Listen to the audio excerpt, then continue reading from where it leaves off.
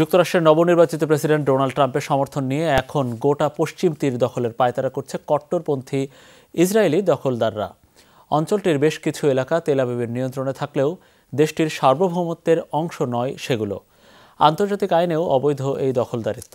Trump প্রশাসনের সহযোগিতায় এই অবৈধ দখলদারিত্বকেই বৈধ করার স্বপ্ন দেখছে উগ্রপন্থী ইসরায়েলিরা। কালার এক্সপার্ট, জর্জ স্যাপ এবং মাইল্ড অন হ্যান্ডস টেকনোলজি সমৃদ্ধ অরিক্স ক্রিস্টাল ওয়াশ আপনার লন্ড্রি এক্সপার্ট। ইসরায়েল প্রতিষ্ঠা হওয়ার পর থেকেই দখলদারিত্বের থাবায় পশ্চিম তীর। গাজায় চলমান আগ্রাসন শুরুর পরও চলছে সে ধারা। নেতানিয়াহু সরকারের মদদে অঞ্চলটিতে অবৈধ বসতি স্থাপনের রেকর্ড গড়েছে ইসরায়েলিরা। পশ্চিম তীরকে কেন্দ্র করে স্বাধীন রাষ্ট্র গঠনের স্বপ্ন দেখেন ফিলিস্তিনিরা, অথচ এই এলাকা পুরোপুরি দখল করে নিজেদের সার্বভৌমত্ব প্রতিষ্ঠার পায়তারা করছে অবৈধ দখলদাররা।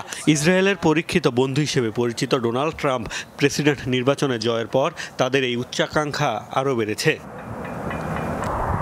ট্রাম্পের আগের শাসনামলে জেরুজালেমকে ইসরায়েলের রাজধানী স্বীকৃতি দিয়ে সেখানে মার্কিন দূতাবাস স্থাপনের উদ্যোগ নেওয়া হয়েছিল। নতুন প্রশাসনে একের পর এক কট্টর ইসরায়েলপন্থীকে দায়িত্ব দিয়ে ট্রাম্প এবারও বুঝিয়ে দিয়েছেন তার কাছে ইসরায়েলিদের স্বার্থ সবার আগে।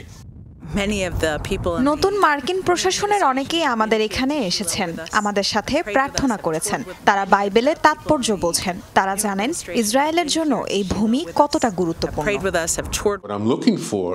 আমেরিকান প্রশাসন, জাতিসংঘ এবং অন্যরা এটা উপলব্ধি করতে পারবে যে জুডিয়া ও সামারিয়া পর্যন্ত ইসরায়েলকে প্রসারিত করার অধিকার আমাদের আছে। এখানে আমাদের সার্বভৌমত্ব নিশ্চিত করা দরকার। প্রজন্মের পর প্রজন্ম ধরে পশ্চিম তীরে আরব মুসলিমদের বসবাস, অথচ অঞ্চলটিতে ইহুদিদের জন্য ঈশ্বরের নির্ধারিত ভূমি দাবি করে দখলদারিত্ব চালিয়ে যাচ্ছে ইসরায়েলিরা। আন্তর্জাতিক আইন অনুযায়ী বেশিরভাগ দেশই তাদের পদক্ষেপকে অবৈধ মনে করে, এমনকি মৌখিকভাবে হলেও বিভিন্ন সময় সতর্ক করেছে মার্কিন প্রশাসনও। তবে বরাবরই সেসবকে তোয়াক্কা করেনি ইসরায়েল। এমনকি জাতিসংঘের অধিবেশন সহ বিভিন্ন সম্মেলনে পশ্চিম তীরকে নিজেদের ভূখণ্ডের অন্তর্ভুক্ত করে তৈরি মানচিত্র প্রদর্শন করেছেন প্রধানমন্ত্রী বেনিয়ামিন নেতানিয়াহু।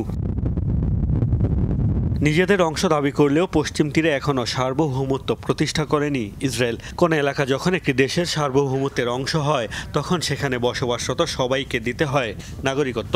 ধারণা করা হয় এ কারণে এই অঞ্চলটিতে এখনও সার্বভৌমত্বের ঘোষণা দেয়নি ইসরায়েল। মোস্তফা মাহমুদ, যমুনা নিউজ।